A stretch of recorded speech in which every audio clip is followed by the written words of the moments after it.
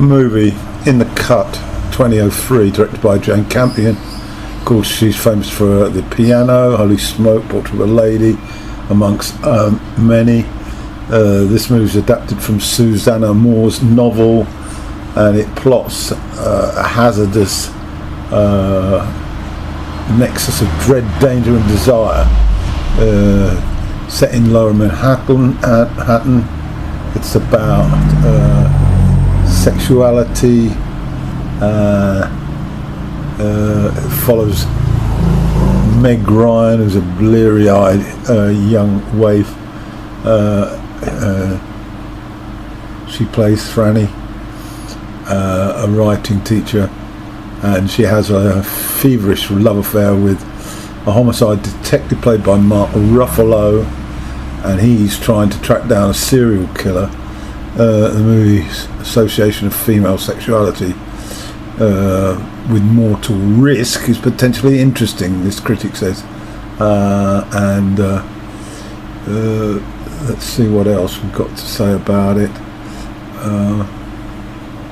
Franny lives alone, but she has one friend, a half-sister, Pauline, played by Jennifer Jason Leigh, and they live in shabby rooms above a strip club. Her former lover is one Kevin Bacon. There's a prize student, a young African American named Cornelius, played by Sherry Pugh, and the film's central relationship is between Franny and the detective Malloy, played by Ruffalo.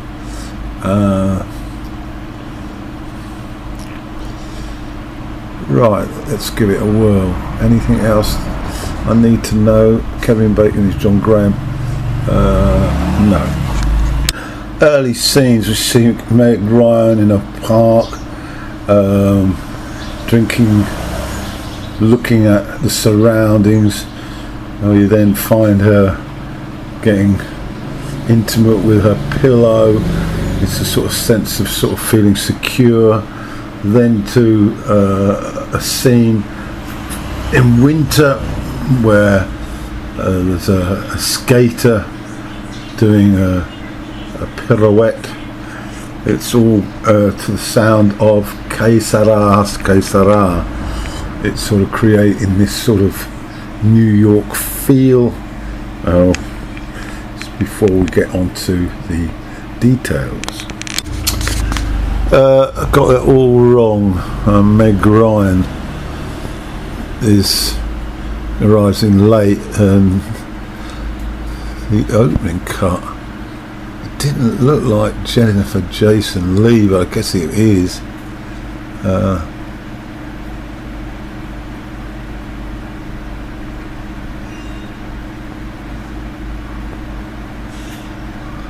Let's see what's going on. Let's go through this again then. She lives alone, Franny, but she does have that one sister who we see at the beginning of the movie. Got those mixed up, which is Pauline, half-sister. Franny lives in shabby rooms above a strip club. Early on, when the cop, and his name escapes me again, Detective Malloy, played by Ruffalo, when he knocks on Franny's door to make her aware that there's been a dreadful murder very near to her flat. I was very impressed with the sort of the way the camera was following Malloy's eyes, noticing the little butterfly on her arm, also cued into the call over her answer phone from her latest boyfriend that had bitten the dust, played by Bacon. It was all detailed, and he was also very observant about the writing material stuff and detection. That's his job, of course. as he leaves, he gives her a card having described the throat cut to the victim as disarticulated. And Franny, being a writer, immediately after he's left, she jots it down because she's obviously not familiar with its meaning. But I like detail like this. And he mutters as he leaves, does he know her? Suggesting that he may have also visited the strip club which she used to interview the boy. It's all quite suggesting a director who's very meticulous in Jane Campion. Franny has certainly been turned on by the detective, and we then have a scene while she's trying to sleep, and she's clearly having some sort of erotic dream by the gestures of her body in that dream state. The subject clearly being Malloy. Rules bent by the cops are very evident when, as she leaves her apartment, Malloy is waiting in the street, wants to discuss further matters, and offers to give her a lift to her friends, and then him and his partner sort of cross-examine her about the fact that she was in the same bar as the victim, and they do a Q&A, but it's sort of rather enforced, not sort of are you happy for this to happen? None of all that. It sort of gets swept along like a crest of a wave. This is police business, American style. Although Frankie is supposed to be a teacher, she does a lot of her business in the same building where whores provide for their clients, and the so-called student that she's due to have after she says goodbye to Malloy is in need really of social work rather than teaching. Her job probably is more in that vein, as befriending these young girls who are pimped by the hustler outside, who meets Frankie and flips her a kiss. As we witness the sort of chat between Franny and her student, the lines are very blurred here. They could really be a pair of hookers, just a pair of friends, possibly a pair of lesbian lovers, and the line between the one being abused and the so-called therapist extremely blurred, and the offer of a date by Malloy comes up.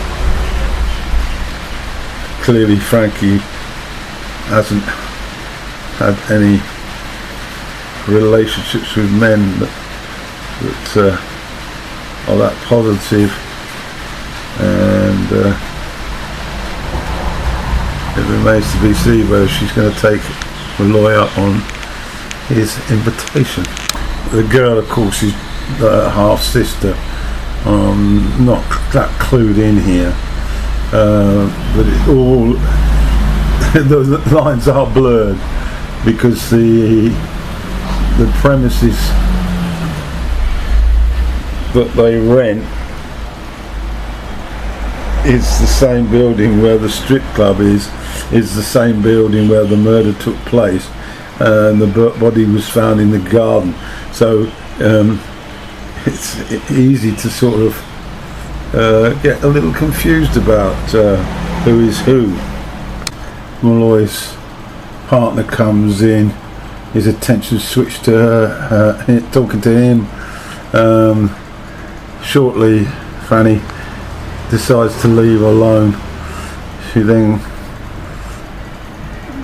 gets attacked, manages to wriggle free, and then gets knocked over slightly by a taxi before Malloy then returns to her apartment as he's got a wind of what's happened and tries to turn detective again to find out about the person who attacked her. Once again, it's blurred lines. Who's a detective? Who's the victim? It's all like a family operation. A reenactment of the attack is suggested by Malloy, but it just leads to the first stage of intimacy between them. She's clearly wants to be protected, he clearly wants to protect. He's a police detective, and she's as vulnerable as the people that she works for, the neighbourhood where she lives.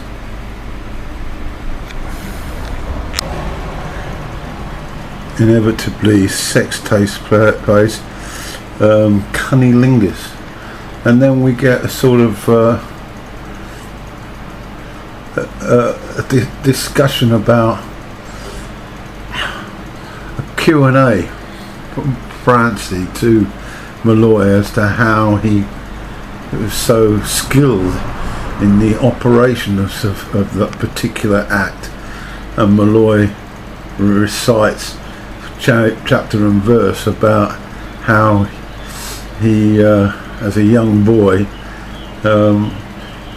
was put in a situation by the chicken lady, an older woman, and he had delivered the same recipe of cunnilingus to her. All very sort of instructional. This issue about have they seen each other before is a sort of mental sort of game, and Franny then suggests that she thinks she may have seen him at the Turtle, but Malloy swears he's never seen her, never been to the Turtle, and it's a sort of mind games really, but she witnessed a girl giving a blowjob to a person who she thinks was Malloy, but in fact the girl who gave the blowjob is actually the victim who had her throat cut. But as it progresses, you as a viewer start to wonder who the hell's got the correct story there here. Is there a modicum of lies being said? Franny shares a coffee with a friend played by Jason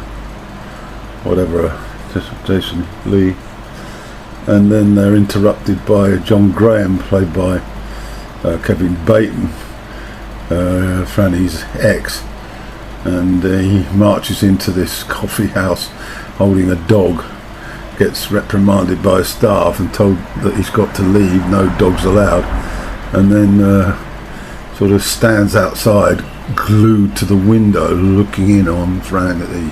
He's clearly besotted by her, and she finds him very intense. That's why the relationship apparently has broken down. The script is very graphic, very sexually graphic, which adds to the sort of, I won't say enjoyment, but to the realism.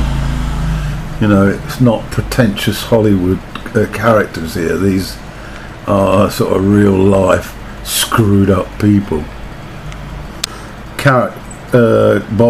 Baker's character is quite interesting. He's a bit of a psycho.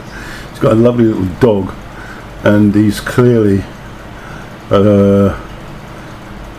determined to hang on by his coattails to any glimmer of a relationship with Franny, and he asked, apparently he's also an outpatient at a psychiatric facility, and he asks if she can take care of the dog. She refuses, and then later she suggests that they shouldn't see each other anymore, and his reaction is well, it sort of was extreme in terms of verbalization, a scream of sort. But anyway, off he marches, but clearly unstable. An interesting analysis of the movie on Wikipedia about men's constant gaze at women and how that makes them feel. They're constantly trying to feel reassured from the gaze of men. Also references to sort of feminism and the right for a woman to have sexual pleasure. It's a very interesting article, and I'll leave a link to it. Reading the Wikipedia review, there's a few facts that are interesting. Nicole Kidman originally was cast to play Franny, but was in the threads of a divorce, so but she did get a credit.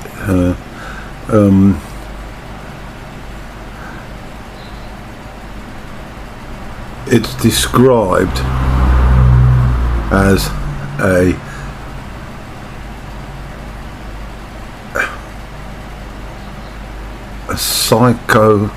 psychological thriller film. I find it quite gripping, and the characters are very believable. The two stepsisters scene is an interesting one, where Franny recalls how their father met Franny's mother, and how he couldn't keep his eyes on her, even though he already had a fiance and he was a skater. And whilst he was out on the ice in the midst of winter with his fiance, she eventually lost patience with him and threw back the engagement ring he had bought for her, and he then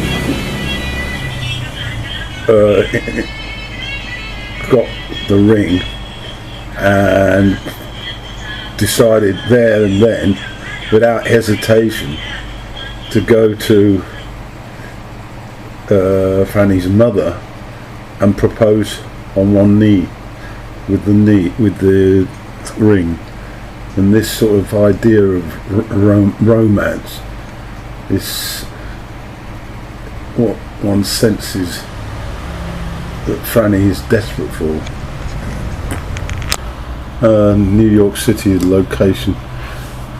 It's very gritty, and the sound is very loud at times, and you get that sense of the dirt, the urban dirt, and it reminded me a little bit of Seven.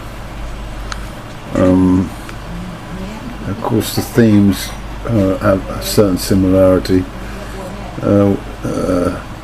Sexual deviance and crime.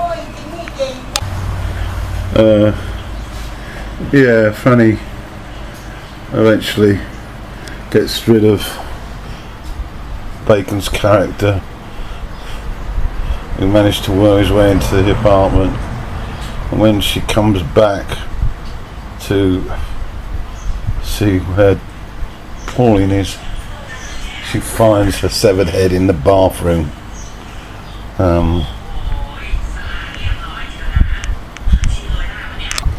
After the murder of Pauline, the script gets a little bit chaotic, and we understandably Franny seems to slip into I don't trust anybody anymore about anything sense, and Malloy of course is considered by her as potentially responsible. Eventually she's woken by him banging on the door, and they then indulge in some sort of bondage type sex with him handcuffed to the bedpost and she mounting him. It seems to be just a stepping stone for, well, at this point, an unknown conclusion. The whodunit now doesn't really follow it. The partner Rodriguez has got the same tattoo, so Fran, he shifts her suspicions to him after taking a ride in his car after tying up Malloy with his own handcuffs. It's lost its tension, I think.